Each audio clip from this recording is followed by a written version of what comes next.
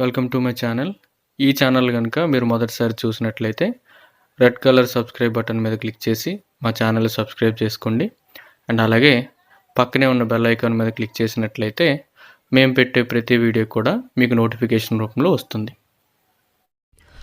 Dear students, ఈ వీడియోలో మనం 10th క్లాస్ పబ్లిక్ ఎగ్జామినేషన్కి సంబంధించి హిందీ సబ్జెక్ట్లో లెసన్ వైజ్గా ఏ క్వశ్చన్లు అనేవి చదవాలి అనేది ఈ వీడియోలో మనం తెలుసుకోబోతున్నాం. చాలామంది రిక్వెస్ట్ చేశారు, సార్ పబ్లిక్ ఎగ్జామ్స్ వచ్చేస్తున్నాయి కదా, మేము లెసన్ వైజ్గా ఏ క్వశ్చన్లు చదివితే బాగుంటుంది అని అడగడంతో ఈ వీడియో చేయడం జరుగుతుంది.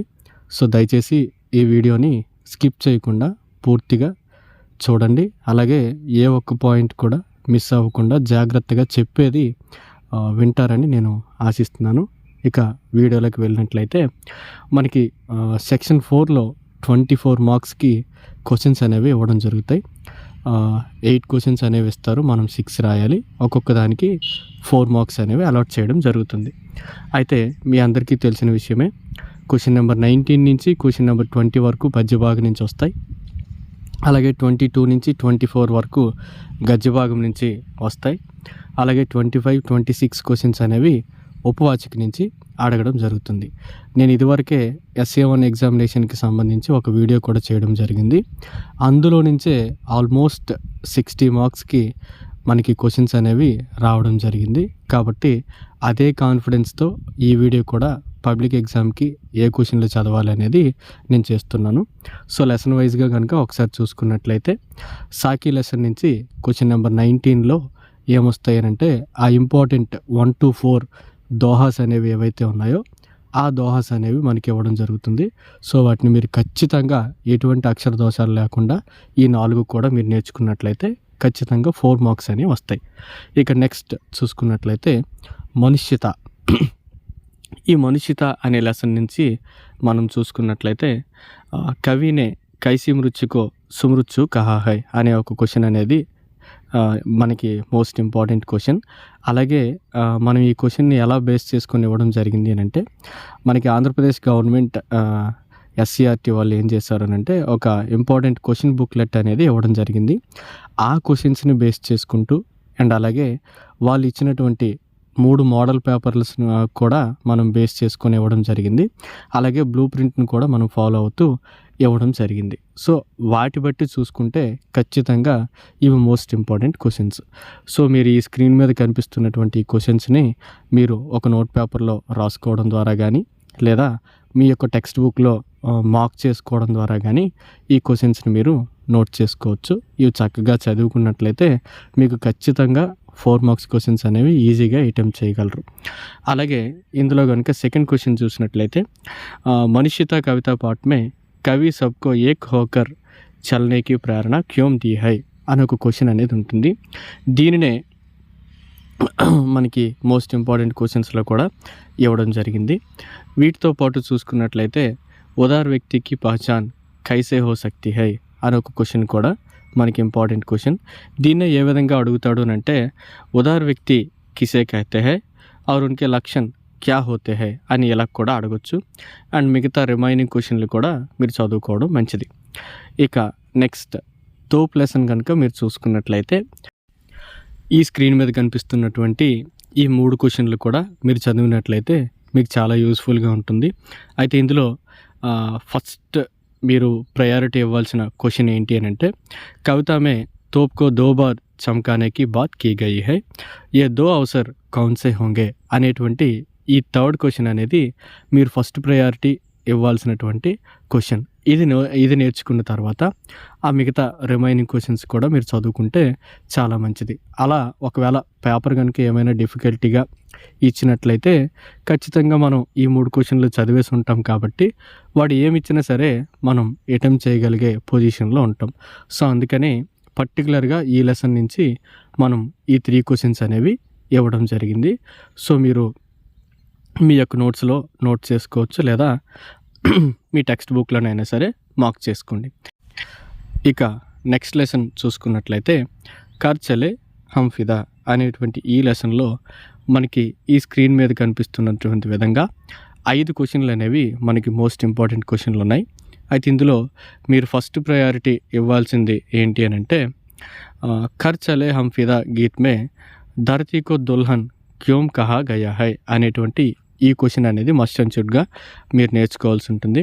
అండ్ అలాగే దీని తర్వాత ఏం నేర్చుకోవాలి అని అంటే కవి కైఫే ఆజ్మీనే సాత్యం సంబోధన్ కా ప్రయోగ్ కిస్కే లియే కియా అంటే ఆ పదం అనేది పర్టికులర్గా ఎవరిని సంబోధిస్తూ ఆ పదాన్ని వాడాల్సి వచ్చింది అనేది మనకి ఇక్కడ మోస్ట్ ఇంపార్టెంట్ క్వశ్చన్.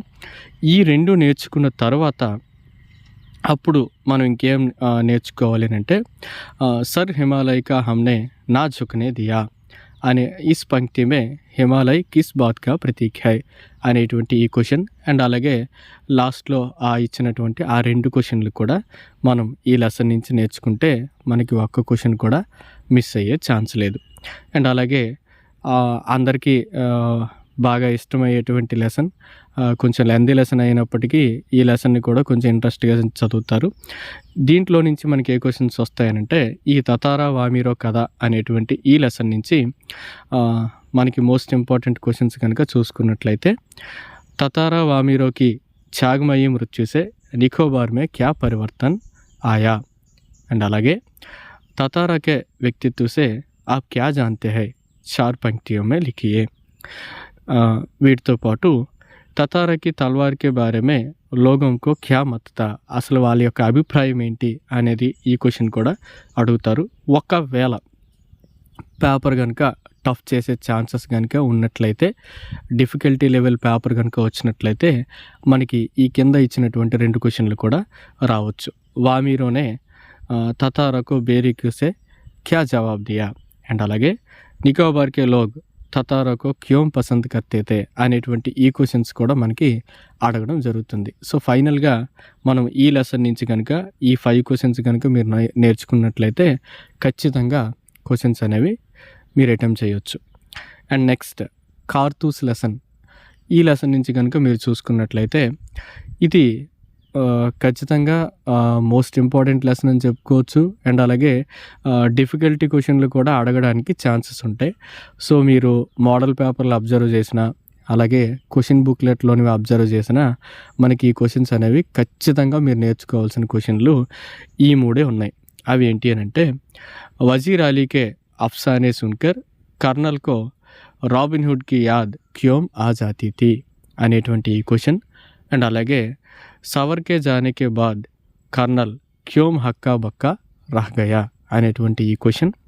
అండ్ అలాగే సహదత్ అలీ కౌంతా ఉస్నే వజీర్ అలీకి పైదాయిష్ కో అప్నీ మౌత్ క్యోం సమझा అనేటువంటి ఈ క్వశ్చన్ కూడా మనకి మోస్ట్ ఇంపార్టెంట్ క్వశ్చన్.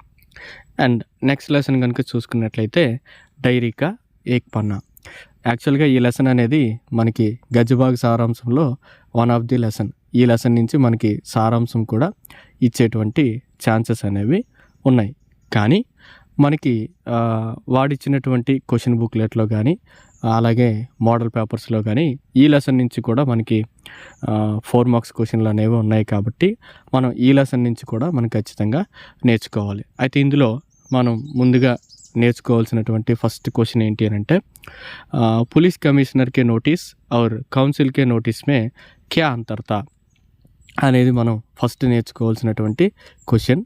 దీని తర్వాత ఏం నేర్చుకోవాలి అని అంటే ధర్మతల్లకే మోడ్ పర్ ఆకర్ జులూస్ క్యోం టూట్ గయా అనేది సెకండ్ క్వశ్చన్. ఈ రెండు ఫస్ట్ నేర్చుకున్న తర్వాత మనం నేర్చుకోవాల్సిన క్వశ్చన్స్ ఏంటి అని అంటే కలకత్తా మహానగర్ మే स्वतंत्रता का पहला जुलूस किसके नेतृत्व में चला और इस जुलूस को अंग्रेजों ने क्यों कुचल दिया అనేటువంటి క్వశ్చన్.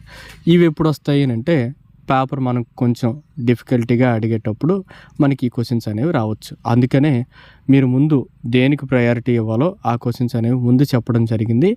అవి పూర్తయిన తర్వాత మీరు ఇంకా రిమైనింగ్ ఏ క్వశ్చన్స్ చదవాలో కూడా మీకు ఇందులోనే తెలియజేయడం అనేది జరిగింది. ఇది అయిపోయిన తర్వాత 26 जनवरी 1931 के दिन को अमर बनाने के लिए क्या क्या तैयारियां की गई అనేది ఈ క్వశ్చన్.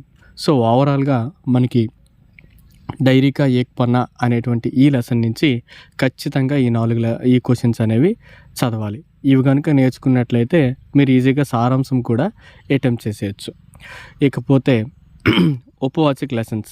ఈ ఉపవాచక లెసన్స్ అనేవి మనకి రెండే ఉన్నాయి. ఈ రెండిట్లో మనం చదవాల్సిన క్వశ్చన్లు ప్రస్తుతానికి హరిహర కాకా అనేటువంటి లెసన్ నుంచి మనం చూసుకున్నట్లయితే, హరిహర కాకా కో మహంత్ ఔర్ అప్నే బాయి ఏక్ హీ శ్రేణికే క్యోం లగనే లగే అనేటువంటి క్వశ్చన్కి మనం ఫస్ట్ ప్రయారిటీ ఇవ్వాలి. అండ్ అలాగే రెండో క్వశ్చన్ కనుక మనం చూసుకున్నట్లయితే, కథావాచక్ ఔర్ హరిహర కాకాకే బీచ్ క్యా సంబంధ్ హై ఔర్ ఇస్కే క్యా కారణ్ హై అనేవి మనం ఫస్ట్ ప్రయారిటీ ఇవ్వాల్సినటువంటి రెండు మోస్ట్ ఇంపార్టెంట్ క్వశ్చన్స్. ఇవి అయిపోయిన తర్వాత మనం నేర్చుకోవాల్సిన క్వశ్చన్ ఏంటి అని అంటే, ఠాకూర్ బారీకే ప్రతి గావ్ వాలంకే మనోవృత్తి క్యా హై అనేటువంటి ఈ క్వశ్చన్ చదవాలి. ఇది కూడా వచ్చిన తర్వాత మనం ఏం చదవాలి అని అంటే, అన్పఢ్ హోతే హుయే భీ హరిహర్ కాకా దునియాకి బెహతర్ సమజ్ రఖతే హై కహానీకే ఆధార్ పర్ స్పష్ట్ కీజియే అని ఇలా మనకి ఒక ఇండైరెక్ట్ లెసన్ ఓరియంటెడ్ క్వశ్చన్ కూడా మనకి అడిగే ఛాన్సెస్ ఉన్నాయి. అండ్ అలాగే లాస్ట్ క్వశ్చన్ కూడా మీరు చదువుతారు. ఇక సప్నం కేసే దిన్ అనేటువంటి ఈ ఉపవాచక లెసన్ నుంచి మనం ఏం చదవాలి అని అంటే, హెడ్ మాస్టర్ శర్మాజీనే పీటీ సాహబ్కో క్యో ముఅత్తల్ కర్ దియా అనేది మనకి మోస్ట్ ఇంపార్టెంట్ క్వశ్చన్. దీంతోపాటు మనకి రెగ్యులర్ బేసిస్లో మనకి అడిగే క్వశ్చన్ ఏంటి అని అంటే, కోయి భీ భాష ఆప్సీ వ్యవహార్ మే బాధా నహీ బన్తి పాట్ కే కిస్ అంశే యహ్ సిద్ధ హోతా హై అనేటువంటి క్వశ్చన్ కూడా మనకి రెగ్యులర్గా చదివేటువంటి క్వశ్చన్ బేస్డ్లోనే మనకి రెండు అడగడం జరుగుతుంది. ఒకవేళ పేపర్ కనుక టఫ్ చేయాల్సి వస్తే మనకి అడిగేటువంటి క్వశ్చన్ ఏంటి అని అంటే, స్కౌట్ పరేడ్ करते समय लेखक अपने को महत्वपूर्ण आदमी और फौजी को जवान क्यों समझने लगता था అనే క్వశ్చన్ కూడా మనకు అడగడం జరుగుతుంది. సో ఖచ్చితంగా హరిహర కాకా అండ్ అలాగే సప్నం కేసే దిన్ ఈ రెండు లెసన్ల నుంచి కనుక మీరు ఈ క్వశ్చన్స్ అన్నీ నేర్చుకున్నట్లయితే ఖచ్చితంగా మనకి రెండు ప్రశ్నలు అనేవి వస్తాయి. 8 మార్కులు అనేవి ఈజీగా గెయిన్ చేయొచ్చు. సో ఈ క్వశ్చన్స్ దాటి మనకి వేరొక క్వశ్చన్ అనేది ఖచ్చితంగా రాకపోవచ్చు. మ్యాక్సిమం కనుక ఈ క్వశ్చన్స్ కనుక మీరు నేర్చుకున్నట్లయితే మనం ఏ క్వశ్చన్ అడిగినా సరే లెసన్ ఓరియంటెడ్గా ఆన్సర్ అనేది మనం ధైర్యంగా రాయడానికి ఛాన్స్ ఉంటుంది. కాబట్టి ఖచ్చితంగా ఇప్పుడు ఏవైతే మనం మెన్షన్ చేసి చెప్పామో ఆ లెసన్స్ అనేవి ఆ లెసన్స్కి సంబంధించినటువంటి క్వశ్చన్స్ అనేవి మనం నేర్చుకోవడం మంచిది. ఇక ఈ పద్ అనే లెసన్ని మనం ఇక్కడ ఎందుకు పెట్టాల్సి వచ్చింది అని అంటే, according to the blue print పద్ అనే లెసన్ నుంచి మనకి 4 మార్క్స్ క్వశ్చన్స్ అనేవి లేవు. అండ్ అలాగే మనకి ఎస్సీఆర్టీ వాళ్ళు ఇచ్చినటువంటి క్వశ్చన్ బుక్లెట్లో కూడా పద్ లెసన్ నుంచి మనకి 4 మార్క్స్ క్వశ్చన్స్ అనేవి లేవు. కానీ వాళ్ళు ఇచ్చినటువంటి ఆ బుక్లెట్లో 3 మోడల్ పేపర్లు కనుక మనం అబ్జర్వ్ చేసినట్లయితే 4 మార్క్స్ క్వశ్చన్స్లో మనకి పద్ అనేటువంటి లెసన్ నుంచి కూడా మనకు క్వశ్చన్లు అనేది ఇవ్వడం జరిగింది. ఒకవేళ మీరు బ్లైండ్గా బుక్లెట్టే ఫాలో అయ్యి బ్లూ ప్రింటే ఫాలో అయ్యి ఈ క్వశ్చన్స్ కనుక మీరు ఇగ్నోర్ చేసినట్లయితే ఖచ్చితంగా 4 మార్క్స్ కోల్పోయే ప్రమాదం కూడా ఉంది. అయితే ఎవరైతే బాగా చదివినటువంటి టాపర్స్ ఎవరైతే ఉంటారో లేదా మినిమం యావరేజ్ స్టూడెంట్స్ ఎవరైతే ఉంటారో వాళ్ళు ఖచ్చితంగా పద్ సారాంశం నుంచి చదువుతారు కాబట్టి ఈ క్వశ్చన్లు ఏవైనా రాయగలరు. కాబట్టి ఎందుకైనా మంచిది మీకు ఇప్పుడు స్క్రీన్ మీద కనిపిస్తున్నటువంటి క్వశ్చన్స్ అనేవి ఈ లెసన్ నుంచి మీరు 4 మార్క్స్ కింద నేర్చుకోవడం చాలా మంచిది. సో మనం సేఫ్ జోన్లో ఉండాలి అని అంటే ఖచ్చితంగా ఈ లెసన్ నుంచి కూడా మనం 4 మార్క్స్ క్వశ్చన్లు అనేవి నేర్చుకోవాలి. సో ఎవరైతే సారాంశ ఓరియంటెడ్గా ఈ పద్ అనేటువంటి లెసన్ చదువుతారో వాళ్ళు ఏ 4 మార్క్స్ క్వశ్చన్ ఇచ్చినా ఆ మాత్రం రాయగలిగేటువంటి మినిమం నాలెడ్జ్ అనేది వాళ్ళకు ఉంటుంది. కాకపోతే క్వశ్చన్లా చదివి దానికి యాప్ట్ అయిన ఆన్సర్ రాస్తేనే మనకి మార్క్స్ అనేవి అలాట్ చేస్తారు. కాబట్టి మనకి మనం సేఫ్ జోన్లో ఉండడానికి ఈ క్వశ్చన్స్ కూడా మనం నేర్చుకుంటే సరిపోతుంది. అయితే ఇందులో మనం ఫస్ట్ ప్రయారిటీ ఇవ్వాల్సింది మేరా శ్రీకృష్ణకో పానేకే లియే క్యా క్యా కార్య కర్నే కో తయార్ హై ఈ క్వశ్చన్. అండ్ అలాగే దూసరే పద్ మే మీరాబాయి శ్యామ్కి చాకరీ క్యోం కర్నా చాతీ హై స్పష్ట్ కీజియే అనేటువంటి ఈ క్వశ్చన్. ఈ రెండు నేర్చుకున్న తర్వాత మాత్రమే మీరాబాయినే శ్రీకృష్ణకే రూప్ సౌందర్య కా వర్ణన్ కైసే కియా హై అనేటువంటి ఈ క్వశ్చన్. అండ్ అలాగే మీరాబాయికి భాషా శైలి పర్ ప్రకాష్ డాలియే అనేటువంటి ఈ క్వశ్చన్.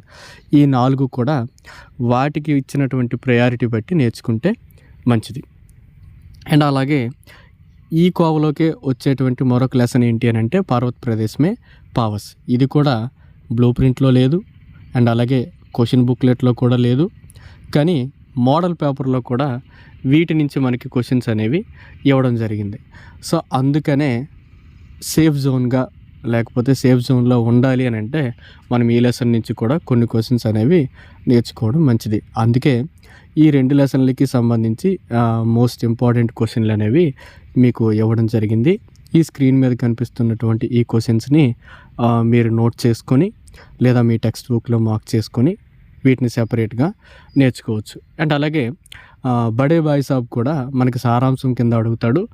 ఒకవేళ ఏమైనా 4 మార్క్స్ కనుక ఏమైనా అడగాలి అని పేపర్ సెట్ చేసిన వాళ్ళు భావిస్తే మనకి ఈ క్వశ్చన్సే వస్తాయి. సో ఈ క్వశ్చన్స్ దాటి పోవడం అనేది ఎట్టి పరిస్థితుల్లో ఉండదు. సో అందుకే ఈ లెసన్ నుంచి కూడా మీరు నేర్చుకోండి. ఇకపోతే పద్యభాగ్ అండ్ గద్యభాగ్ సారాంశాలు. మీకు అందరికీ తెలిసిన విషయమే మేరా కే పద్ సారాంశ్ అండ్ అలాగే పర్వత్ ప్రదేశ్ మే పావస్ సారాంశ్.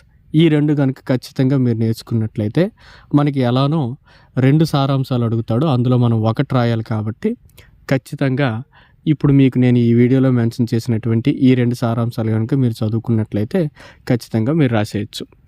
అండ్ అలాగే వీటికి సంబంధించినటువంటి కవి పరిచయాలు చదువుకున్నట్లయితే మీరాబాయి కవి పరిచయ్ అండ్ అలాగే కబీర్ దాస్ కవి పరిచయ్, మైథిలి శరణ్ గుప్త్ కవి పరిచయ్, వీళ్ళు కనుక మీరు చూసుకున్నట్లయితే మీకు ఎట్టి పరిస్థితుల్లో కవి పరిచయ సెక్షన్లో మీకు ఒక క్వశ్చన్ అనేది కవర్ అయిపోతుంది. అండ్ అలాగే గద్యభాగ్ సారాంశంలో బడే బాయ్ సాబ్ సారాంశం అనేది కంపల్సరీ చదవాల్సినటువంటి సారాంశం. ఇక రెండో ఆల్టర్నేటివ్ కనుక వచ్చినట్లయితే మనకి పత్జర్ మే టూటీ పత్యాం అనేటువంటి లెసన్ ఉంది. ఆ లెసన్ నుంచి మనకి క్వశ్చన్ రూపంలో సారాంశ ప్రశ్న అడగాలి అంటే ఏ విధంగా అడుగుతాడు అంటే, గాంధీజీ మే నేతృత్వ की अद्भुत क्षमता थी, गिन्नी का सोना పాట్ కే ఆధార్ పర్ స్పష్ట కీజే అనేటువంటి క్వశ్చన్ని మనకి ఇలా గిన్నీ కా సోనా లెసన్ నుంచి మనకు అడుగుతాడు, ఆ పార్ట్ నుంచి. అండ్ అలాగే రెండోది జైన్ కి దేన్ అని ఉంది కదా, దాని నుంచి ఒకవేళ క్వశ్చన్ రూపంలో అడగాలి అంటే, జపానీ లోగ్ తనావ్ కో దూర్ కర్నే కే లియే కిన్ ఉపాయం కో అపనాతే హై, జైన్ కి దేన్ పార్ట్ కే ద్వారా స్పష్ట కీజే అని ఇలా ఇండైరెక్ట్గా సారాంశ ప్రశ్నలు అనేవి మనకి అడగడం జరుగుతుంది. అండ్ అలాగే ఈ 2 కనుక మీరు ఖచ్చితంగా నేర్చుకున్నట్లయితే ఒకవేళ డైరీకా పన్నా సారాంశం వచ్చినా సరే మీరు చాయిస్లో వదిలేయచ్చు. సో మీరు నేర్చుకోగానే ఈజీగా వచ్చేవి, చక్కగా నేర్చుకోగలిగేవి ఈ 2 కాబట్టి మనకి ఇక్కడ ఇవి మెన్షన్ చేయడం జరిగింది. ఇక లెటర్స్ విషయానికి కనుక మీరు వచ్చినట్లయితే ముందుగా ఈజీగా నేర్చుకోవాల్సిన చూసినట్లయితే మనకి చుట్టి పత్ర అనేది నేర్చుకోవడం మంచిది. మీకు అందుకే ఇక్కడ నేను స్లాష్లు పెట్టేవ్వడం జరిగింది.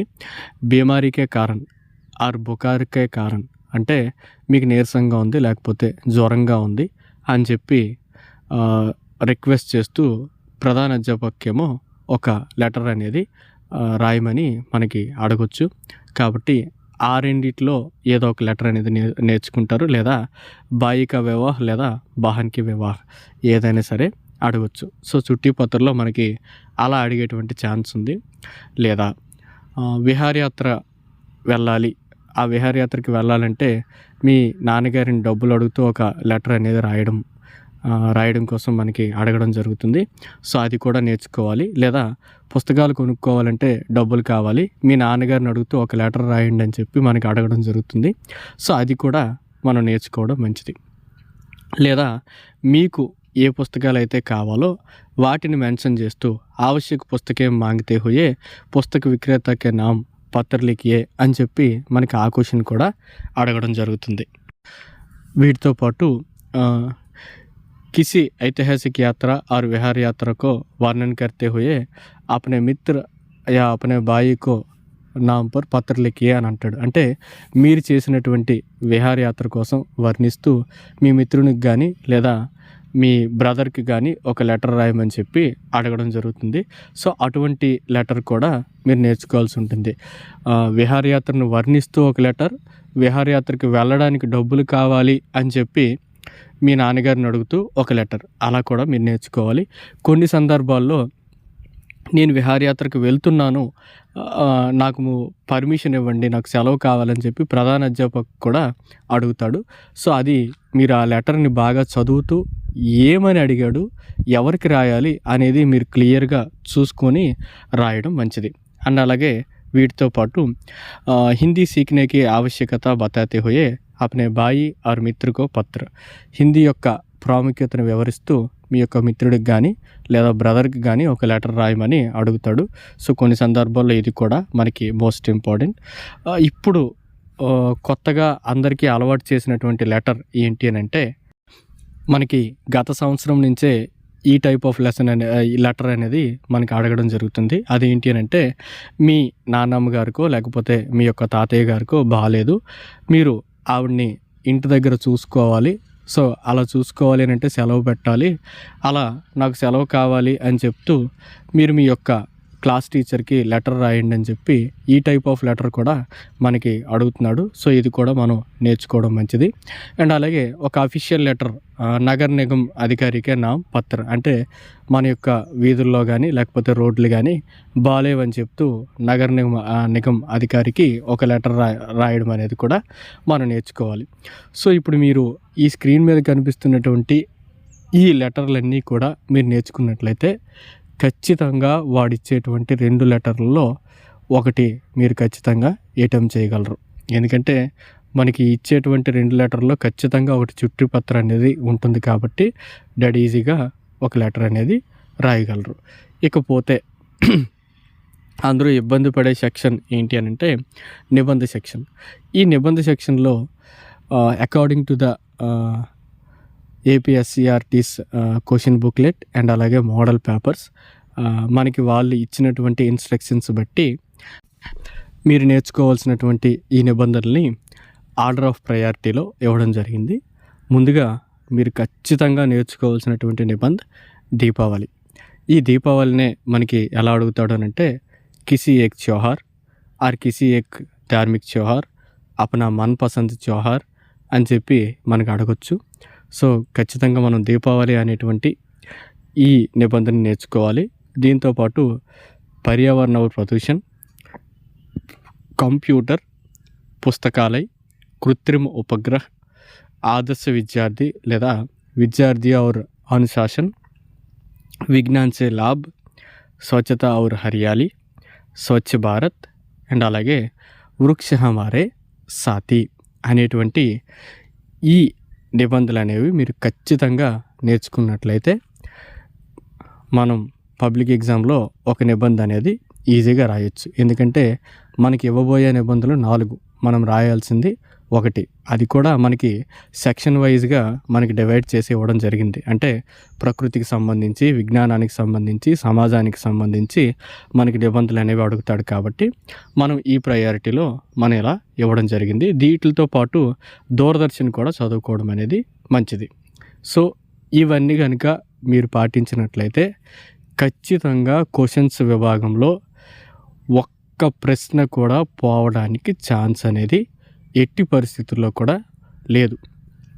ఈ క్వశ్చన్స్ అన్నీ కూడా మీరు స్ట్రాటజికల్గా నేర్చుకొని ఎన్ని మార్కులకి వాడి క్వశ్చన్ అయితే అడిగాడో అన్ని మార్కులకి తగ్గట్టుగా మీరు ఆన్సర్ కనుక రాయగలిగితే, చక్కగా నీట్గా హ్యాండ్ రైటింగ్తో రాయగలిగితే ఖచ్చితంగా మీరు సక్సెస్ అవుతారు. So wish you all the best. So don't forget to subscribe our YouTube channel. And ఈ వీడియో కనుక మీకు నచ్చినట్లయితే లైక్ కొట్టండి. ఎందుకంటే మీరు ఈ వీడియోకి లైక్ కొట్టడం వల్ల ఇంకా నెంబర్ ఆఫ్ స్టూడెంట్స్కి ఈ వీడియో అనేది రీచ్ అవ్వడం అనేది జరుగుతుంది. సో వీడియో నచ్చితేనే లైక్ కొట్టండి. వీడియో నచ్చకపోతే అసలు మీరు లైక్ చేయాల్సిన పని కూడా లేదు. Thanks for watching our video. ఈ వీడియో కనుక మీకు నచ్చినట్లయితే లైక్ చేయండి, షేర్ చేయండి, అండ్ ఈ వీడియో ఎలా ఉందో కామెంట్ చేయండి. మీరు కనుక మా ఛానల్ కనుక ఎంతవరకు సబ్స్క్రైబ్ చేసుకోకపోతే మా ఛానల్ కూడా సబ్స్క్రైబ్ చేయండి. Thank you so much.